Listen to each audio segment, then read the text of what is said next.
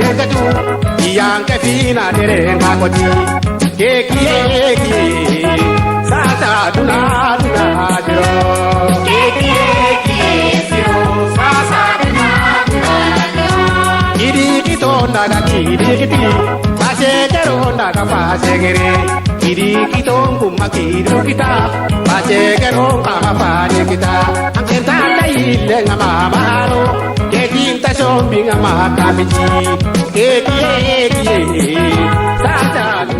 version française aujourd'hui. J'ai comme invité M. Mams Yafa et à ma gauche j'ai Madame Sembala Diallo qui va m'aider à présenter cette émission. Donc avec Mams Yafa, nous allons aborder plusieurs questions, notamment des questions politiques, des questions liées à l'association, à des activités associatives, à des activités culturelles et à des activités sportives. Donc sur ces bonjour Sembala. Bonsoir, comment ça va Belama Saounera? J'espère que tu te portes bien. Bonsoir aux téléspectateurs, j'espère que vous allez bien. Merci de prendre le temps de venir nous regarder ce soir, ça fait vraiment plaisir. Et par la suite, je dis bonsoir à notre invité ce soir, Mams Yafa. Voilà, bonsoir. Sur ce, Mams Yafa, on vous laisse dire bonjour et bonsoir à nos téléspectateurs. J'ai envie de dire bonsoir à tous, bonsoir à vous de l'émission Okié sur Radio Soninka International de m'avoir invité. C'est un plaisir de participer avec vous dans cette émission. C'est vrai que je vous regarde de temps à autre, je regarde parfois les replays, etc. Et ça me paraît hyper intéressant. Et là, d'ailleurs, je vais vous challenger parce que là, vraiment, Birama, toi, je sais que tu es plus à l'aise en soninké. Là, en français, on va se challenger un peu. D'accord, on y va, il n'y a pas de problème. En fait, comme je vous ai dit, donc avec lui, nous allons aborder plusieurs questions, des questions liées à la politique, des questions liées aux activités culturelles et associatives. Du coup, Sembala Diallo, je vous laisse poser la première question à notre invité. Alors moi, ma première question pour Mams serait qui est Mams Yafa? Alors que fait Mams Yafa dans la vie? D'où est originaire Mams Yafa? J'ai envie de dire que je suis originaire d'Afrique de l'Ouest. Mams Yafa, c'est un jeune qui habite le quartier de la Goutte d'Or, qui a grandi dans le quartier de la Goutte d'Or. C'est un jeune qui est acteur associatif, c'est un jeune qui est militant. C'est un jeune qui s'est présenté plusieurs fois en politique et qui mène pas mal d'opérations, notamment liées à la lutte contre la dépigmentation artificielle, liées à la lutte contre le paludisme, et en même temps qui mène des chantiers de solidarité internationaux, qui fait de la formation professionnelle et qui est tout simplement consultant et qui accompagne des jeunes, des moins jeunes sur des projets différents, divers et variés. Voilà. Si je peux me voilà. Justement, quand on entend parler de Mams Yafa, on le voit dans pas mal de choses. On le voit dans le domaine culturel, dans le domaine sportif. C'est quoi exactement le travail de Mams Yafa? Moi, mon travail, je fais du consulting, je fais de l'accompagnement. On pourrait dire quelque part aussi, je suis un lobbyiste quelque part. Parce que je fais pas mal de plaidoyers en santé internationale, des plaidoyers en politique, etc., etc. Et je crois que, en fait, dans tout ce que je fais, il y a un leitmotiv qui est la problématique des diasporas. Voilà, qui est la problématique des diasporas. Je crois que toi, même toi, Birama et Sembala, on s'est retrouvés dans pas mal d'émissions, dans pas mal de projets divers et variés, des projets qui concernaient le Mali, qui concernent les Soninké, etc., etc. Et moi, c'est ça qui m'anime. Ce qui m'anime, c'est qu'on puisse avancer, c'est qu'on puisse faire en sorte d'avancer, mais pas simplement nous tout seuls, avec les autres aussi. Et que demain, on ait toute une génération qui soit une génération d'exception, une génération d'excellence. Voilà. Merci beaucoup pour cette réponse, Mams. Du coup, je vais donner la parole à notre journaliste. Voilà, justement, moi je suis un peu curieux quand même par rapport au prénom Mams. Mams, c'est quoi Mams? Qu'est-ce que ça veut dire? Alors Mams, c'est un diminutif de mon prénom. C'est un diminutif que j'ai eu quand j'étais en province, dans la Sarthe notamment. Voilà, quand j'étais en sport-études et j'avais mon pote Sébastien Pommier, voilà, qui m'a donné ce diminutif. Et finalement, c'est quelque chose que j'ai gardé, qui m'allait très bien. Et aujourd'hui, c'est vrai que des Mamadou, il y en a plein, des Mohamed, il y en a plein. Et c'est vrai que quand on dit Mams, même s'il y a beaucoup de Mams, au final, mais généralement ça converge un peu vers moi. Voilà. J'ai la chance. C'est vrai que quand on dit Siafa, on sait directement qui c'est. Voilà. Donc, comme je vous ai dit à l'entame de cette émission, nous parlerons de la vie politique, de la vie associative et de la vie culturelle de M. Yafa. Et Sembala, vous avez une question à propos? Moi, écoute, pour le moment, j'ai envie de me diriger vers la vie associative. Donc, Mme Siafa, on sait que tu fais partie de plusieurs associations. Je dirais même que tu as été membre fondateur de pas mal d'associations. Est-ce que tu peux nous en dire plus à ce niveau? À un moment donné, c'est vrai que le milieu associatif, c'est quelque chose qu'on connaît très bien, c'est quelque chose qu'on a hérité de nos parents, notamment avec leurs fameuses caisses villageoises où ils ont mené des missions de service public. Je crois tous autant que nous sommes, y compris Dena qui nous filme à l'instant, on fait partie des caisses villageoises. On sait que ces caisses villageoises ont construit des écoles, ont construit des centres de santé, ont construit des dispensaires, des maternités dans les villages d'origine. Et pour moi, c'était important de faire cette continuité. Mais pas faire cette continuité à leur manière, parce que c'est différent. Ouais. On n'a pas la même vision, on n'a pas la même manière de mener les projets. Et pour moi, c'était d'apporter une complémentarité. Donc, on a créé la JSF, on a créé Deuxième Génération, qui a été une de nos associations phares. On a créé la Fédération des jeunes franco-maliens. J'ai créé Esprit d'Ébène, membre fondateur, à chaque fois. Plus pas mal d'autres associations où on est au conseil d'administration, où on est simplement membre. Tout ça pour dire que le milieu associatif, c'est une des premières voies ou actions vers des actes citoyens. Voilà, tout à fait. Et justement, en 2009 ou en 2010, on vous a vu organiser un événement intitulé Domba. Qu'est-ce qui a fait que vous avez organisé ce genre d'événement? Pourquoi? Moi, j'avais besoin à un moment donné de me retrouver, de connaître ma culture, de connaître mes racines. C'est vrai que en France, l'école fait défaut à ce niveau-là. Parce qu'on nous raconte une partie de l'histoire de France et une très fine partie de l'histoire d'Afrique. Et finalement, on se rend compte que on a un véritable handicap sur cette question et cette connaissance africaine. Et moi, j'avais besoin de savoir, parce que c'est vrai que quand je me baladais avec mon père dans des foyers, dans des trucs, il y avait des mots, des appellations.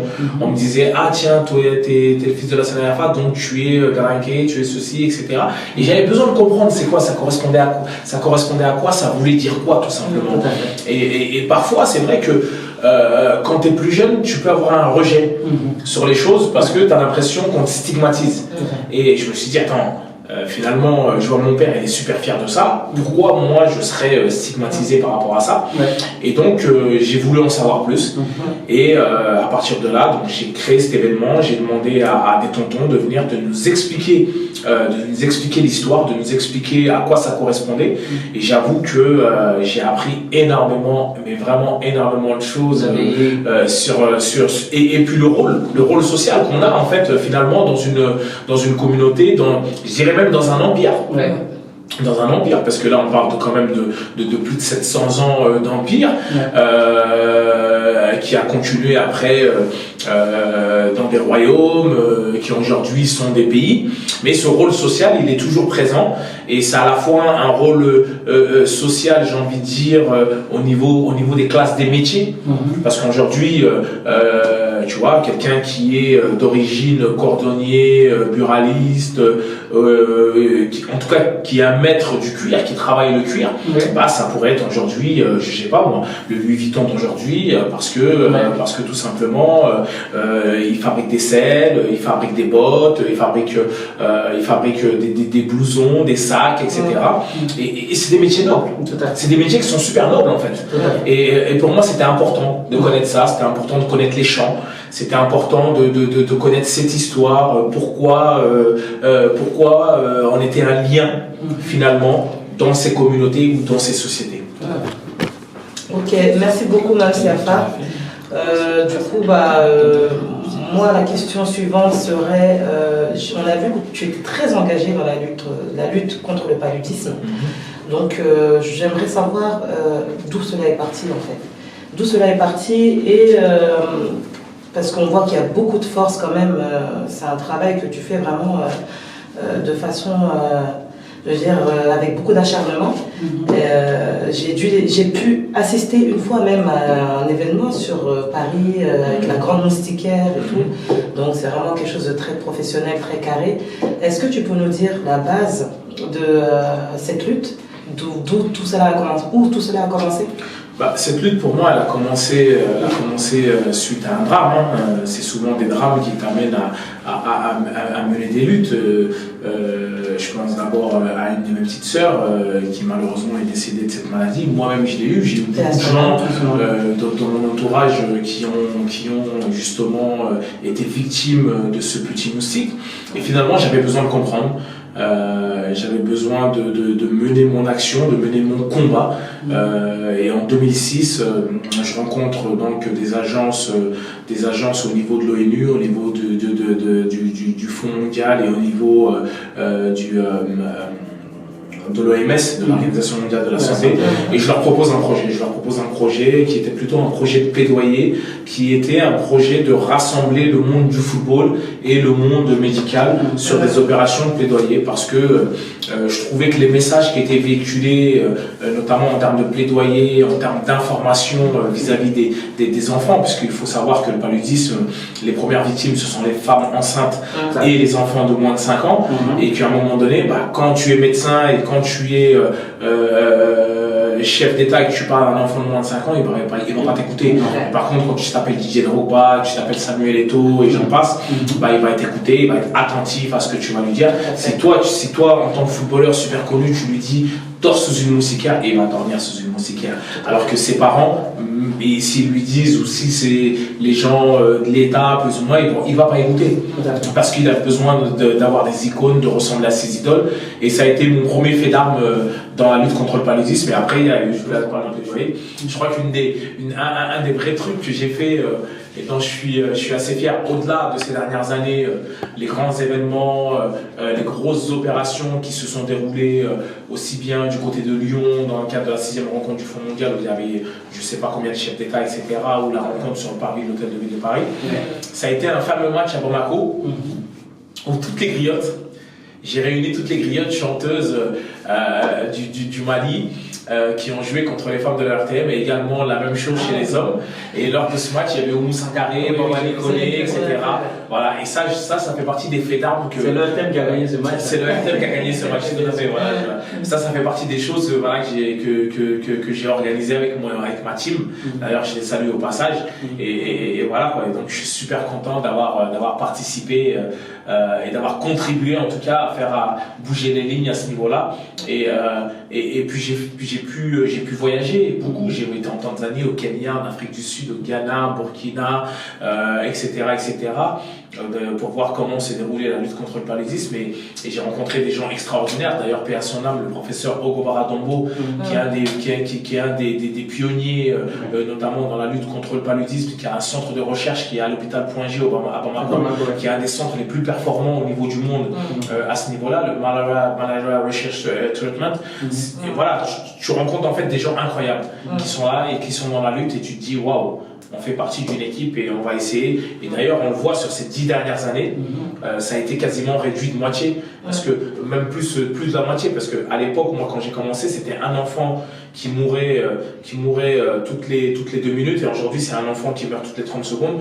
On est passé de 2 millions à 425 000 morts. Donc ça veut dire qu'il y a un travail qui est fait, qui est incroyable, avec des vrais chiffres. D'accord. Justement, voilà, nous allons venir, on va encore parler dans le cadre associatif. On a vu que vous faites partie de membres fondateurs de ce qu'on appelle la deuxième génération. Comment il vous est venu cette idée de créer une association qui s'appelle Deuxième Génération? En fait, il y avait plusieurs faits. Il y avait les associations villageoises ou les associations de quartier. Et on s'est dit à un moment donné, il fallait faire un pont entre les associations villageoises et les associations de quartier. Donc, c'est là qu'est née Deuxième Génération. Donc, Deuxième Génération, elle avait plusieurs vocations. organiser ce qu'on appelle des chantiers de solidarité internationaux pour que les jeunes Français avec des origines diverses puissent aller mener des chantiers dans les pays d'origine des parents. Il y avait également une action de plaidoyer parce que c'est vrai qu'à cette époque-là, il y avait certaines communautés, dont la communauté malienne, et c'est vrai que dans le deuxième G, il y avait beaucoup de franco-maliens qui étaient stigmatisés à l'époque à la télévision, sur France 2, dans les médias, un peu partout. C'était l'époque Pasqua, etc. Donc ce qui fait que tu avais une jeunesse qui était frustrée, qui avait honte finalement de ses origines, et on a permis de régler ce problème-là, notamment avec Miss Mali France à l'époque. Et il y a eu également toutes les actions finalement de se dire on est des jeunes Français certes avec des origines, mais on a une autre vision de ce qu'est le monde associatif, on a une autre vision de ce qu'est la coopération, et il y a eu toute la partie plaidoyer où on a participé avec les autorités françaises, notamment à un programme qui s'appelle le programme d'appui à la jeunesse malienne, qui existe aujourd'hui, qui est en phase 3, voilà, qu'on a créé depuis 2004. Aujourd'hui, il y a plus de 15 ans, voilà, on a quand même des faits d'armes, et de deuxième génération sont sortis beaucoup d'acteurs politiques, beaucoup de jeunes qui ont participé et qui sont élus aujourd'hui. Je pense à Awa Touré, qui est élu première adjointe au Saint-Gervais. Je pense à Sokona Niakate. Je pense à Ali Soumaré, conseiller régional. Je pense à Aminata Konate, qui a été plusieurs fois tête de liste, candidate, notamment du côté de Montreuil. Siga Magassa, qui est du côté de Bonneuil, etc. Jimmy Berthet et d'autres. Et tous ceux qui mènent des actions associatives aujourd'hui ou qui sont dans l'entrepreneuriat, sous Saba, Manuti, enfin, etc. Mais écoute, Siafa, franchement, c'est vrai qu'on a pu le constater, que de nos jours, maintenant, on est pas mal à être dans le milieu politique, plus ou moins en France ici. C'était pas forcément le cas avant. Donc, mis à part ça, vu qu'on est rentré un petit peu dans la politique, tout à fait, oui. moi je voudrais savoir, il y a quelques années de là, tu t'étais présenté pour la première fois aux élections municipales. Donc, qu'est-ce qui t'a motivé, Mme Siafa? Alors, mes premières élections, elles ont été d'abord législatives.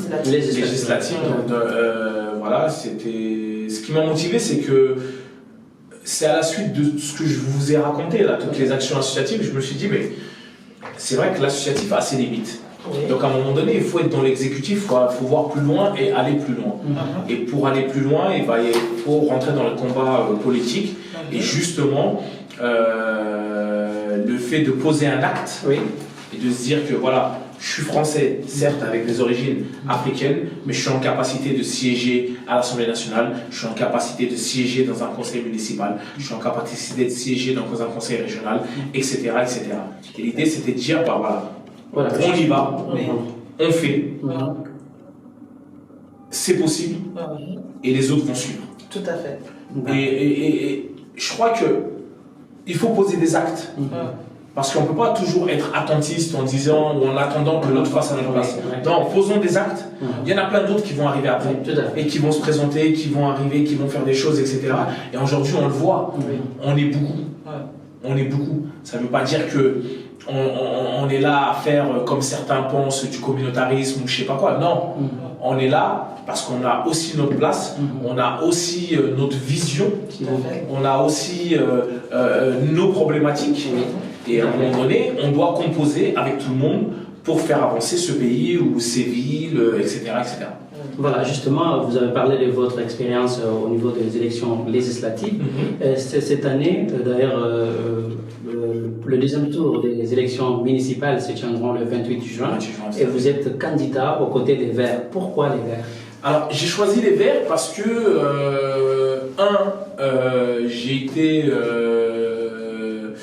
j'ai été assez d'accord avec un certain type de discours.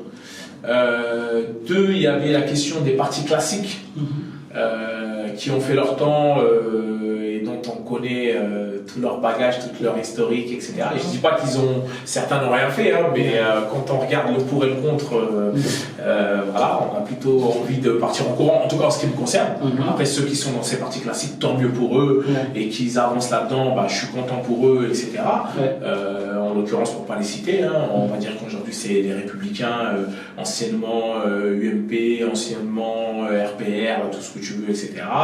Le Parti Socialiste, le Parti Communiste, voilà, qui sont les partis, on va dire, historiques en France, voilà, qui ont leurs limites. Moi, je trouvais que en termes d'insertion, pour ne pas dire de diversité, ils avaient quand même du chemin à faire. Et voilà, j'ai voulu voir si l'herbe était plus verte ailleurs. Lapsus avec les écolos. non, mais tout simplement, moi j'ai été, voilà, j'ai eu un discours assez franc, j'ai eu des vraies discussions, notamment avec les écolos du 18e arrondissement. Bah, je me suis rendu compte que leur problématique, c'était pas simplement les parcs et jardins ou les éoliennes. Leur problématique, c'était aussi les questions sociales. Et donc c'est ce qui m'a plu dans ce discours et ce qui a fait qu'on a entamé un rapprochement avec les écolos du 18e, et je suis très content. Franchement, honnêtement, aujourd'hui, après je sais pas ce qui se passera demain, mais aujourd'hui je suis très content de les avoir rejoints parce que j'ai eu quand même des personnalités qui avaient des véritables convictions, aussi bien sur les thématiques d'aujourd'hui qui concernent la question des violences policières ou autres, les questions sociétales, les questions de logement, etc. Et voilà, donc chez les écolos, il y a aussi des gens qui sont sur ces questions-là. Au deuxième tour, on s'est allié avec Anne Hidalgo, donc Paris en commun. Donc aujourd'hui, c'est la liste Paris en commun, l'écologie pour tous. Donc voilà, David Béliard s'est allié à Anne Hidalgo, donc toutes les équipes écolos sont rentrées, on fait fusion avec les équipes de Paris en commun, donc le Parti Socialiste. Moi, je suis pas écolo, je suis un candidat d'ouverture, je suis pas encarté. Comme dans les autres partis, il y a des candidats d'ouverture, et je pense que c'est très très bien. Et voilà, et je pense que finalement, on va, avec cette ouverture, on va montrer un autre visage de ce que peut être l'écologie. Et moi, je leur disais souvent, aux écolos, ceux qui pensaient que nous, on n'avait pas de fibre écologique, je leur dis, mais vous parlez avec des gens dont les parents sont encore plus écolos que vous. Parce que finalement, toi, Birama, tu viens du pays, à Soboku, ou à Bafana, ou à Kai, à Chagar, ou je sais où, ils sont écolos, les gens. Au final. Et donc quelque part, cette écologie, nous, on l'a en nous. Je regarde, et je leur disais, vous savez, si on regardait les déchets par habitant ou par foyer, nous, finalement, on produit beaucoup moins de déchets dans nos familles nombreuses que les gens qui sont tout seuls chez eux. Parce que nous, on achète des gros sacs de riz 25-30 kilos, alors qu'eux, ils vont acheter plusieurs petits cartons, etc. Donc, en termes de déchets, on produit beaucoup moins de déchets que au final, quoi. Effectivement, je suis d'accord avec toi sur ce point, mais bon, après ça, c'est la situation aussi qui le veut. Et moi, j'aurais plus pris l'exemple de la douche raccourcie, où le papa vient taper à la porte en disant ça fait déjà 15 minutes. Tu casses Milo, attention, fais attention. Attention. Donc voilà, merci beaucoup pour cette réponse, Max. Alors, on parle toujours de la politique. Quelle offre avez-vous à l'endroit de vos militants pour que, voilà, au niveau du 18e arrondissement, puisque vous êtes candidat dans cette municipalité? Moi, je crois que l'offre dans le 18e, c'est bien connu, hein. Aussi bien l'équipe qui était en place que la nouvelle équipe qui va se mettre en place, c'est un peu une continuité. Le 18e au niveau sociétal, je pense que depuis que la mairie est passée à gauche, on a quand même assez montré l'exemple. Après, il y avait peut-être des écarts, des défaillances ou des différences de point de vue à certains niveaux. Mais je crois que la question de l'école, la question justement de l'éducation pour tous, la question de la double sectorisation, c'est quelque chose qui a été fait dans le 18e, notamment, c'est-à-dire qu'on ne va pas mettre dans un coin, entre guillemets, excusez-moi l'expression, que les Noirs et les Arabes, mais on va mélanger. On va mélanger les écoles, on va faire en sorte que tout le monde puisse se tirer vers le haut. Et à un moment donné, le 18e d'ailleurs, dans la continuité de la politique de Bertrand Delanoë qui prônait un vivre ensemble, c'est ça. on est dans cette dynamique-là, c'est de dire, voilà, je m'appelle Maurice, je m'appelle Mams, je m'appelle Hicham, etc. Justement, par rapport à cette question vivre ensemble, il y a quand même un éditorialiste qui est Éric Zemmour, il parle du grand rassemblement, il a même cité 18e. Que répondez-vous à ce monsieur? Pour moi, les gens qui sont là pour mettre le feu aux poudres ou parler de tout et n'importe quoi, à un moment donné, ça ne m'intéresse pas de commenter ce que Éric Zemmour dit. Ça arrange certains, ça arrange justement Macron parler de communautarisme.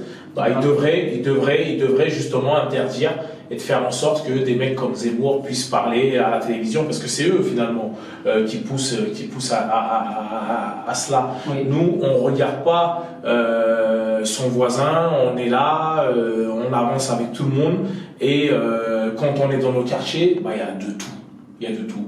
Le seul problème et la seule lutte qu'on mène ensemble, et ce qui nous importe, c'est que tout le monde puisse aller à l'école, que tout le monde puisse avoir sa place en crèche, que tout le monde puisse manger à sa faim, qu'on puisse avoir les mêmes chances et les mêmes égalités que tout le monde. En fait, nous, ce qui nous intéresse, c'est l'équité.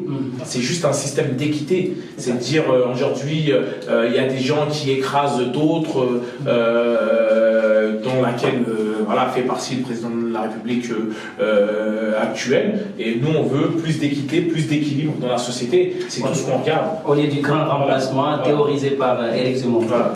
Donc, Mame Siafa, très bien. Moi, j'aimerais savoir comment nous, par exemple, moi, qui te soutiens, en quoi je peux t'aider, par exemple, venant d'une autre ville que le 18e? Quand tu peux m'aider, je pense que tu connais des gens qui habitent le 18e arrondissement, tu as des réseaux sociaux, donc tu peux communiquer sur notre liste, tu peux communiquer sur notre programme, et puis prendre ton téléphone tout simplement, voir les gens que tu connais dans le 18e, leur dire, voilà, il y a Mams qui est dans le 18, qui est sur la liste Paris en commun, l'écologie pour tous, et de faire en sorte que, surtout, partout, les gens aillent voter. C'est extrêmement important. On a vu ces derniers temps, on a tous marché, on a tous été dans les marches à côté d'Assa Traoré, que ce soit au Palais de Justice, que ce soit à la place de la République. Mais on se rend compte qu'il y a beaucoup d'abstention. Il y a beaucoup d'abstention dans nos quartiers. Et ça, à un moment donné, c'est inadmissible. Parce que ceux qui vont voter, c'est ceux qui vont faire les lois et c'est ceux qui vont changer notre quotidien. Et à partir du moment où c'est peut-être radical ce que je vais dire, où on ne va pas voter, ça veut dire qu'on laisse les gens décider à notre place. Et à un moment donné, on n'a pas le droit à la parole dans le chapitre, tout simplement. Parce que si tu ne vas pas voter, ça veut dire que tu ne te considères pas comme un citoyen. Et quand les gens prennent des décisions et qu'après coup tu te dis « Ah, mais je ne suis pas d'accord ». Mais non, mais mec, il fallait aller voter pour les gens avec qui tu es d'accord. Et justement, c'est extrêmement important que dans nos quartiers, dans nos banlieues, qu'on aille voter. Voilà, vous avez entendu le message, il faut aller voter, n'est-ce pas? N'est-ce pas? C'est ce que j'allais dire. Si vous êtes comme moi, vous soutenez Mame Siafa, vous savez que il faut aller voter. Il faut inciter les personnes qui habitent dans le 18e arrondissement d'aller voter pour la liste de Mame Siafa, parce que vous savez que c'est le mieux pour nous. Voilà. Justement, on va aborder une autre question qui est très importante. Cette question, il s'agit des violences policières et aussi du racisme. On a vu ces derniers temps quand même, ces questions ont occupé vraiment l'actualité. Aujourd'hui, qu'en pensez-vous? Quelle lecture faites-vous par rapport aux violences policières et au racisme qui dénoncent beaucoup de personnes? Je crois qu'il y a, de manière historique, il y a eu des choses qu'on a laissé faire dans ce pays. Donc c'est bien parce qu'on regardait ce qui se passait chez les autres, mais on n'a jamais balayé devant notre porte. Et ça c'est très français. Et je crois qu'à un moment donné, lorsque il y a des corporations qui sont garants de la République, en l'occurrence les forces de l'ordre, la justice et autres, ce sont des corporations qui doivent être irréprochables. Ce sont des corporations qui doivent montrer l'exemple.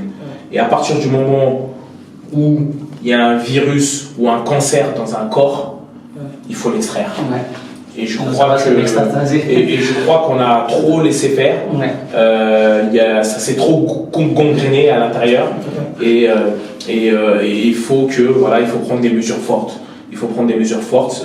Attention, on ne dit pas que toutes les forces de l'ordre sont racistes ou font de la violence policière. C'est pas ça qu'on dit. Ouais. Mais on dit que la pomme pourrit l'ensemble du panier. Oui, tout à fait. Voilà ce qu'on dit. Et qu'à un moment donné, il faut que ceux qui soient garants de ça prennent le taureau par les cornes et fassent le travail. En tout cas, s'ils ne le font pas, nous, on ne laissera pas faire. On ne laissera pas faire. On fait partie d'une génération qui est consciente et on ne laissera pas faire si jamais, surtout dans les corps. On a bien saisi ton message, Mams.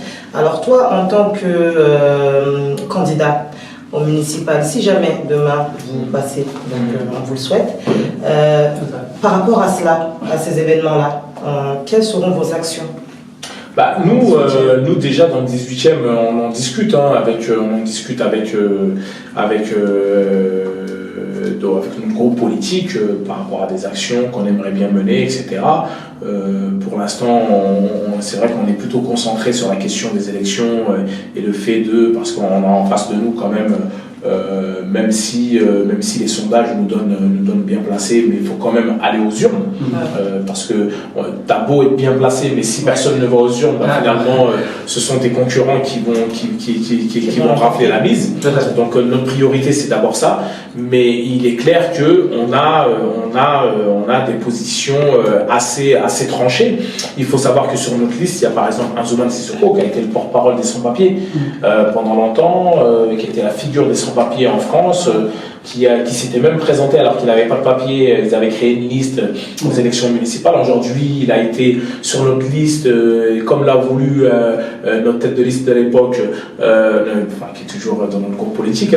Elle voulait que justement les candidats d'ouverture soient dans des postes éligibles, ne fassent pas de la figuration. Et c'est ce qui s'est passé. Aujourd'hui, c'est quelqu'un qui va être élu, en tout cas, Inch'Allah, si jamais on remporte la victoire et qui sera adjoint au maire. Et donc, rien que de voir les personnes qui sont dans la liste, ça donne un peu le cap et de savoir ce qu'on va défendre et ce qui va se passer. Voilà, justement, c'est ça. Voilà, on va revenir un petit peu à la culture. Vous connaissez le FISO, qui est le Festival International Soninké. D'ailleurs, vous avez été, parce que la dernière édition c'était en Gambie, et la prochaine édition sera en Mauritanie. Voilà, je suis tout à fait. Vous avez, quelle lecture faites-vous par rapport à ce festival international? Moi, ce festival international, c'est vrai que j'étais là depuis le premier jour, au tout début. J'ai une lecture qui est de dire que heureusement qu'il y a eu des gens qui ont fait, il y a eu des gens qui ont eu des idées, il y a eu des gens qui ont pu le concrétiser, il y a eu des gens qui ont pu le mettre en œuvre, il y a eu des gens qui sont dans l'opérationnel, qui font en sorte que le FISO puisse vivre, puisse fonctionner, et tout ça c'est de l'humain. Il y a des gens qui ramènent des moyens, etc. Et que ce festival qui est un festival tournant, a vachement évolué, qui a lieu tous les 2 ans. Je me rappelle les 2 premières années à Caille, avec les difficultés que ça pouvait composer. Tout de suite après, ça a pris un autre élan où, à un moment donné, certains ont été reçus par des chefs d'État. À un moment donné, les chefs d'État étaient présents du côté de Dakar. C'est là où la première fois un chef d'État a été présent, en l'occurrence Macky Sall. Là, Adama Barrow également été présent. Donc on se dit que c'est devenu une institution. C'est devenu une institution qui réfléchit à la fois à l'économie, qui réfléchit à l'agriculture, qui réfléchit à la question de l'immigration, qui réfléchit à la question de la culture, qui réfléchit à la question de la transmission, etc. Et que aux grandes dames de certains qui pensaient que c'était de l'amusement au départ et qui nous ont dit oui, vous allez dans des trucs où vous allez vous amuser. Non, ce sont des choses très sérieuses parce que la culture, ce qu'il faut savoir, c'est le socle. C'est le socle de toute civilisation, de toute nation. Et sans culture, on n'est rien. On n'est rien. Ça, effectivement, c'est ce que l'ancien président sénégalais a dit. Senghor, il a dit que la culture est au début et à la fin de toute action. Donc l'homme n'est rien sans la culture. Voilà, donc très bien. Merci pour ta réponse, Mams. Moi, je voulais en venir à une petite lutte là, enfin une petite ou grande lutte, pas aussi grande que le paludisme en tout cas, qui est la dépigmentation. Alors j'ai vu que tu avais fait quelques petites actions par rapport à ça, à travers les réseaux. J'aimerais savoir aujourd'hui où ça en est. Enfin, qu'est-ce que tu nous proposes? Qu'est-ce que tu proposes à la communauté? Vu que c'est nous, je dis nous de façon générale, hein, donc nous les Ouest-Africaines surtout qui utilisons ces produits qui éclaircissent la peau pour se faire blanchir, entre guillemets. Donc à ton niveau, cette action-là, qu'est-ce que tu proposes dans cette action? Bah, nous, ça fait depuis 2009 qu'on est sur la question.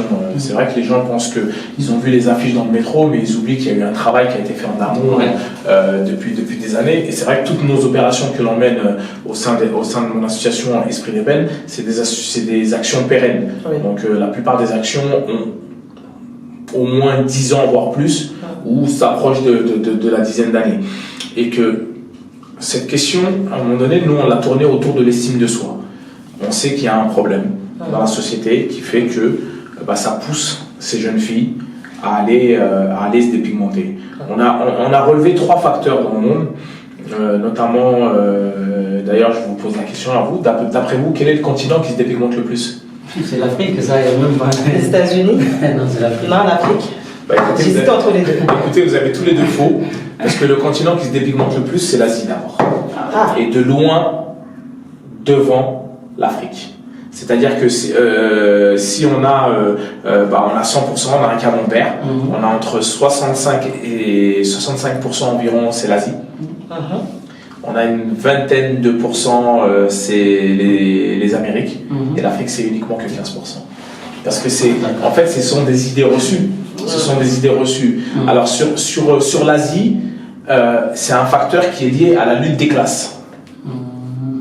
D'accord, j'apprends. Parce que vous savez très bien qu'il y a des peuples en Asie, les intouchables notamment. Et c'est vrai qu'à l'époque, tous les empereurs asiatiques, du Japon, en passant par le Cambodge, etc., c'était des gens qui ne travaillaient pas au champ.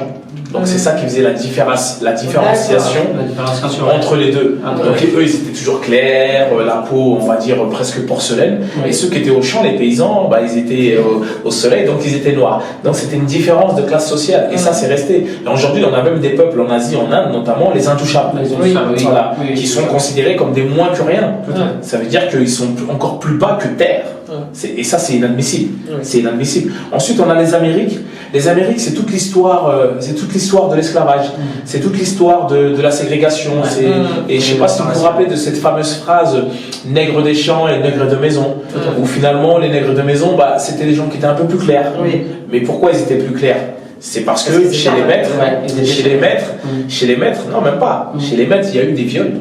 Oui. Et donc, il y a eu beaucoup d'enfants métis ou mulâtres qui sont nés de ça. Et donc, il y a eu, et finalement, les maîtres, ils voulaient avoir leurs enfants illégitimes, entre guillemets, à côté d'eux. Oui, tout à fait. Et donc, c'est pour ça que beaucoup d'entre eux se sont retrouvés, finalement, sont devenus contremaîtres, notamment. Sont devenus contremaîtres, etc., etc. Et voilà. Et sur l'Afrique, on a des idées reçues. Ça veut dire, si tu as une femme claire, ça va rapporter la chance. Si t'es clair, tu auras plus de chances de trouver un mari. J'espère que ça vous ira, t'as pas Et tu oublies une chose aussi, souvent, surtout dans la communauté soninké, on dit les femmes claires, ce sont pour les maudits. Voilà, pour les marabouts. Pour les marabouts. Voilà, tu vois, donc il y a plein de trucs comme ça, il y a plein d'idées reçues en fait, qui ont été propagées par l'homme, qui font qu'aujourd'hui, t'as des gens qui au demeurant, qui n'ont rien demandé à personne et qui se retrouvent à se dépigmenter avec des conséquences atroces. Justement, c'est là où avec des conséquences atroces. Les conséquences financières, des conséquences sanitaires et tout ça. Est-ce que vous pouvez nous en parler un peu? Les conséquences financières notamment, le marché aujourd'hui de la dépigmentation dans le monde, c'est plus de 20 milliards de dollars. Imaginez que ce marché-là représente plus que le budget de certains États d'Afrique de l'Ouest. C'est fou quand même. 20 milliards de dollars. C'est-à-dire que même celle qui achète au marché à 1000 francs CFA tous les 2-3 jours, elle contribue à ces 20 milliards de dollars. Il faut savoir qu'il y a des gens qui achètent du produit plutôt que d'acheter à manger. Parce qu'en fait, le produit, les gens ils pensent que c'est comme ça. Et pourquoi les gens ne peuvent pas arrêter? Parce que c'est une addiction. C'est une drogue en fait. À partir du moment où on commence à se dépigmenter, en tout cas, je sais plus, il y a plusieurs termes qui disent à s'éclaircir. Non, mais ils ont des expressions. Le tchatcho, à se réaliser, à se tcha ou à s'embaumer ou je ne sais pas quoi. Enfin bref. Les termes sont nombreux. Les termes sont nombreux. Bah, ça devient une addiction. C'est-à-dire que le matin, tu te réveilles, si tu ne te mets pas de pommade, à se pommader, voilà. Si tu ne mets pas de pommade, bah, c'est chaud. C'est-à-dire que toute la journée, tu es à cran. Parce qu'il y a des principes actifs qui sont additifs. Ensuite, il y a toute la problématique des causes. Des causes qui sont liées à la dépigmentation. Il y a des causes très graves, parce qu'il y a eu des femmes qui ont subi des interventions chirurgicales et qu'on n'a pas pu recoudre, tellement la peau était lisse. Il y a l'hypertension, la question des muqueuses, la question du diabète, etc. Parce qu'à partir du moment, vous avez 3 couches, vous avez le derme, l'hypoderme et le derme, hypo et bref, ça va revenir. Ça va revenir. L'hypoderme et... Bref, ça va me revenir sur les trois couches. À partir du moment, la première couche, c'est celle qui est censée te protéger contre toutes les agressions extérieures. À partir du moment où tu enlèves cette couche de protection, toutes les maladies qui passent, tu peux être sûr que c'est pour toi. Donc si vous voulez, c'est les garde-fous. La première couche te protège. L'épiderme. L'épiderme. Voilà. Donc tu vois, et donc du coup, quand tu enlèves ta protection,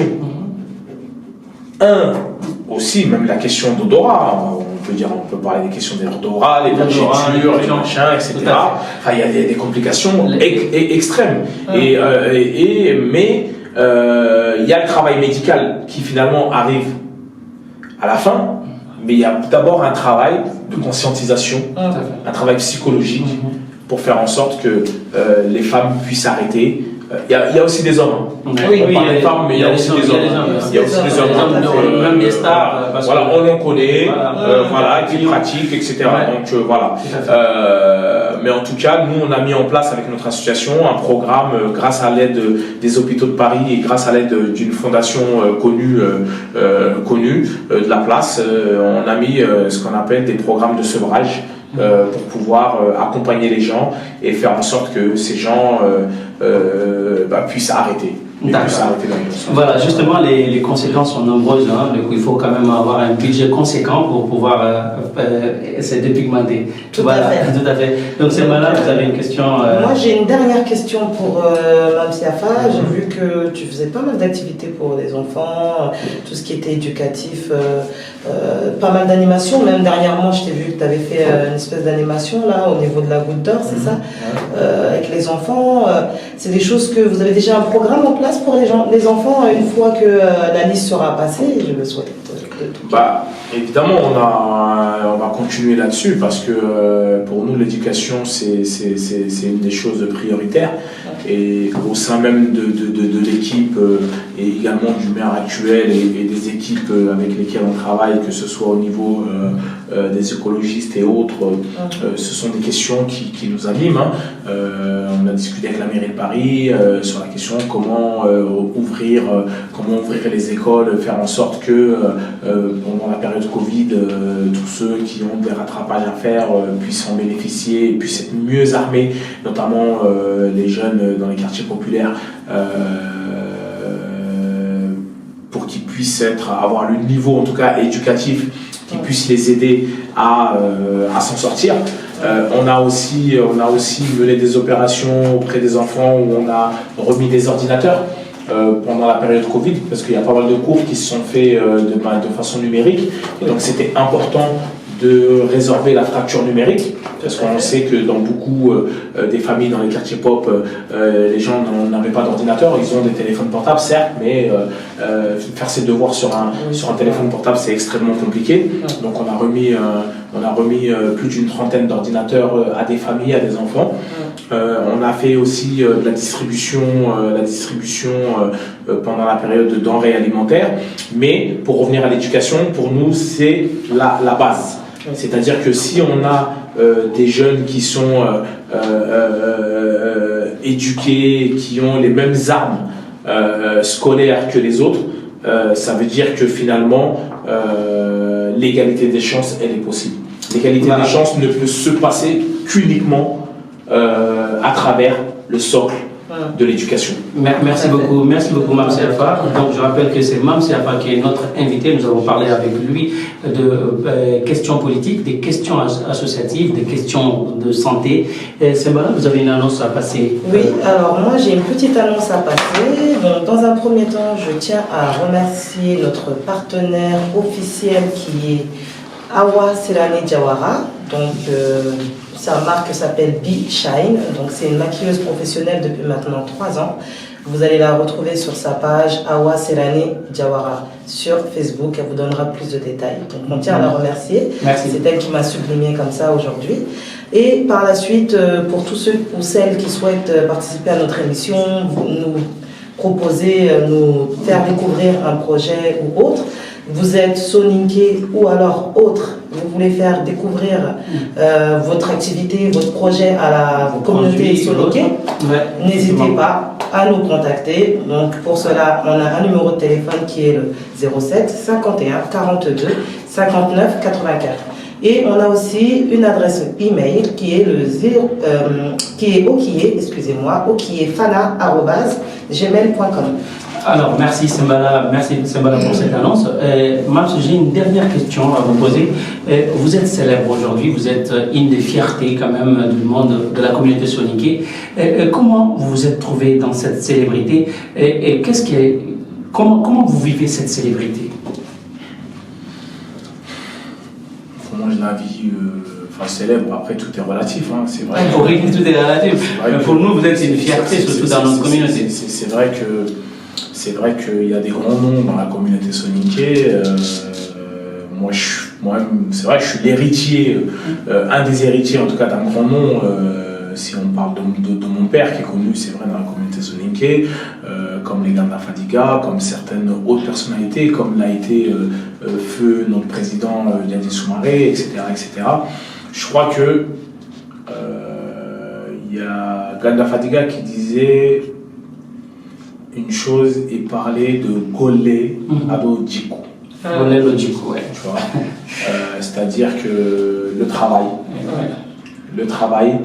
et également le comportement, le travail et le comportement. Ouais. Et il disait une phrase qui m'a beaucoup fait sourire. Il disait tu peux avoir autant d'enfants, mais si à un moment donné tu payes trop d'impôts, c'est qu'il y a un problème. Donc fais en sorte d'avoir des enfants. Fais en sorte d'avoir des enfants justement qui fassent en sorte que tu ne payes pas beaucoup d'impôts. Le message est compris. Et voilà. Donc, ce qui m'amène maintenant à vous poser une question par rapport à la communauté soninké. Quel message avez-vous à lancer à l'endroit de cette communauté? Et j'ai envie de dire tout simplement, c'est une communauté qui a participé à l'avènement de ce pays. Parce qu'au moment de la guerre 14-18, cette communauté était présente en France. Cette communauté elle a une relation particulière avec la France. Je parle de El Hadji Mamadou Dramé notamment, qui avait empêché le maréchal Faidherbe à l'époque, dans les années 1800. Et c'est là où, pour ceux qui ne savent pas qu'il y a un fort, il y a le fort de Médine dans la région de Caille. Ça veut dire que les soninké, ils ont une relation particulière avec la France. Ils étaient présents aussi en 39-45. Les soninké, qu'on appelait activement les tirailleurs sénégalais ou autres, ont participé à la reconstruction dans les années 60 de ce pays. Et j'ai envie de leur dire, vous avez un héritage. Vous avez un héritage. Et ce pays, finalement, c'est le vôtre aussi. C'est le vôtre aussi parce que vous avez contribué à faire en sorte que ce pays soit ce qu'il est, soit ce qu'il est aujourd'hui. Et c'est vrai que ce qu'on connaît de cette communauté, c'est une communauté qui est travailleuse, c'est une communauté qui est sérieuse, etc., etc. Mais ça suffit pas. C'est-à-dire que la communauté soninké, j'ai tout simplement envie de leur dire, il faut se servir du passé, mais ne pas vivre dans le passé. D'accord. Voilà le message que j'ai envie de leur dire. Voilà, servez-vous du passé, mais ne vivez pas dans le passé, vivez dans votre temps. Merci beaucoup. Je pense que le message est passé. Je rappelle que nous avons reçu comme invité M. Mame Siafa, qui est vraiment un leader d'opinion aujourd'hui en France et qui est également candidat à la mairie du 18e aux côtés des Verts.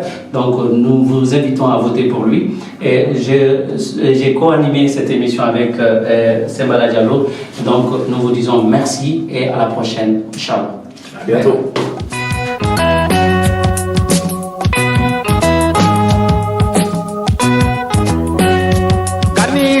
Nyandi kidekiti daru shoro nyandi panjagara nyanke fi gedi jaje katu yanke fi na dere ngakoti keki sasa duna jiro keki siro sasa duna kiri kitonda ga kiri kiti pase keronda ga pase gere kiri kitong kumakiru kita pase keronda ga pase kita angkenta ile ngama mahalo keki ta sombi ngama kamiji keki